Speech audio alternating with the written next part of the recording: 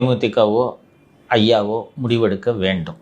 ஒவ்வொரு கட்சியிலையும் ஒரு ஆளை திமுக போட்டு வச்சுருக்கு.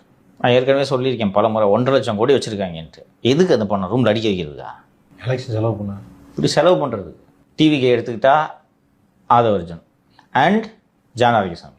காங்கிரஸ் எடுத்துக்கிட்டிங்கன்னா காங்கிரஸ் தலைவர் மல்லிகார்ஜுன கார்கேவே திமுக இல்லை. இதுபோல் பாட்டாளி மக்கள் கட்சியில் இருக்கக்கூடிய திமுக ஏஜென்ட் யார் என்றால் ஜி.கே. மணி. பல முறை வாய்ப்புகள் கொடுக்கப்பட்டன. சரியா?